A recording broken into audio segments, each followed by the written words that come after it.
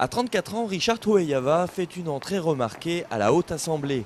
L'expression « un train de sénateur » ne s'applique visiblement pas au jeune élu qui remonte l'escalier d'honneur au pas de course. Une image iconoclaste au Sénat où le parlementaire polynésien ne laisse pas insensible. Il y a eu énormément effectivement de sollicitations, de pression, de curiosité, et quelquefois aussi un petit peu de méfiance. Enfin, il y a eu un peu de tout.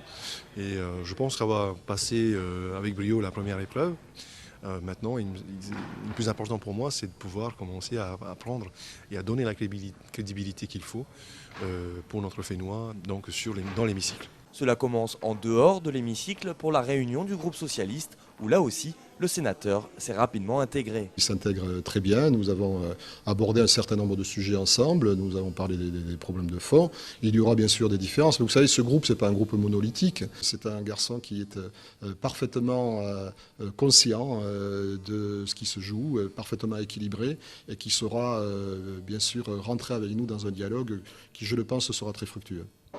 Monsieur Fichet. Comme la semaine dernière, le sénateur est encore sous les projecteurs pour l'élection des questeurs. Sur le plateau, à côté du président, c'est lui qui reçoit les votants, une poignée de main pour chaque sénateur.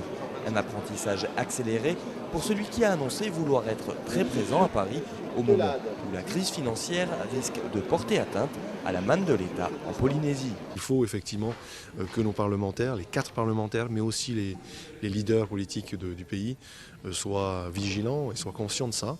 On ne veut pas non plus que notre pays soit largué du jour au lendemain. Fin de la séance, l'heure de récupérer sa carte de sénateur et de prendre possession de son bureau. À l'agenda de l'après-midi, à nouveau séance, puis rencontre à l'ambassade d'Afrique du Sud pour obtenir un rendez-vous avec Nelson Mandela. Devant un tel planning, c'est l'heure pour nous de laisser le sénateur se restaurer.